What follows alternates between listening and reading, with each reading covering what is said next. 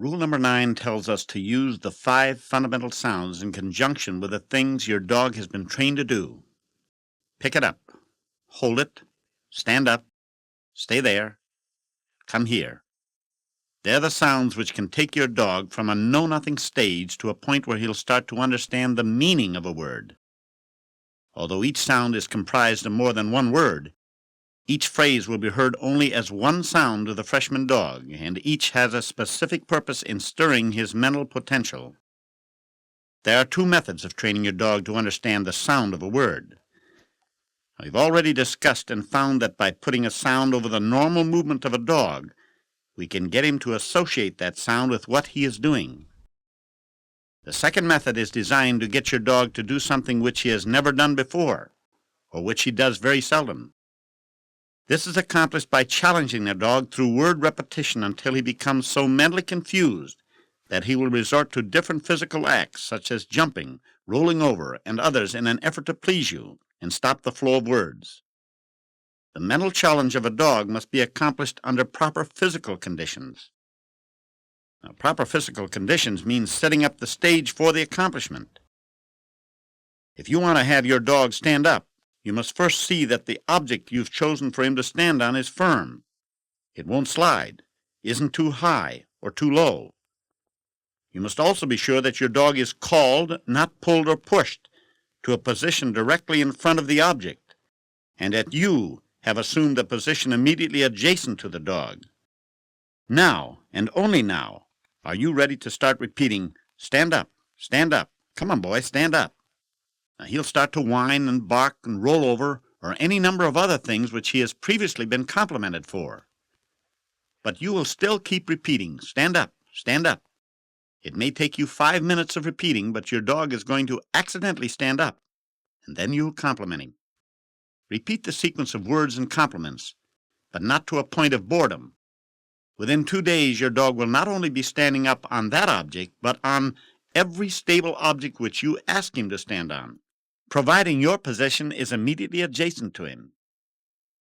Using hold it and come here together cut my time in getting a dog to limp from 3½ months to a bare 20 minutes. 13 years ago, London took the longer period of time because I tried to get him to limp by repeating just the word limp. Now, I didn't realize that he first had to learn to balance himself on 3 legs, and then learn to maintain that balance while moving forward. Now my dog is trained to the sound of hold it by merely taking his paw and holding it off the ground and repeating, hold it, hold it. Whenever he puts his foot down, I pick it up and keep repeating, hold it. In a matter of a couple hours, you can have your dog holding up his foot. Once he can do this, all you have to do is combine both hold it and come here. When he moves forward, put the word limp to his physical action. The most valuable of the 5 sounds is pick it up, and yet it is the easiest to train. All you have to do is observe your dog and find out which of his toys attracts him the most. Let's suppose it is a rubber duck.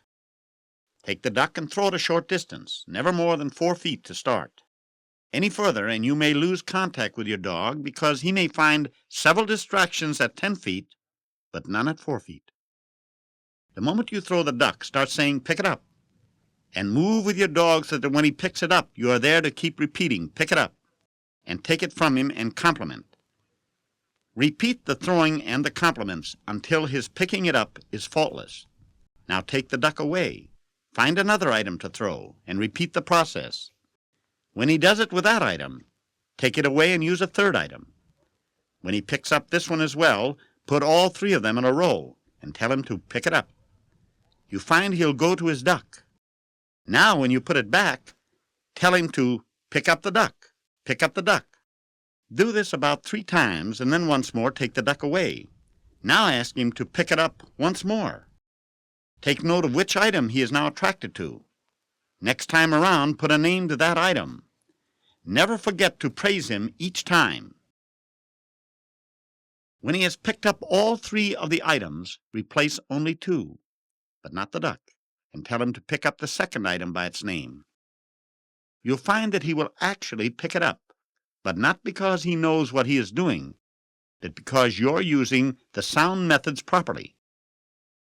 The next time around, you will drop the words pick it up and say which one is the duck. You'll now find that pick it up was only a tool to motivate your dog into doing something in the manner in which you wanted it done.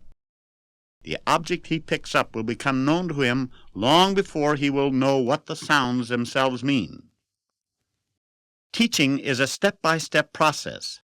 It is positive only when you follow exactly the rotation of the sounds, observe the movements of your dog, and position yourself properly.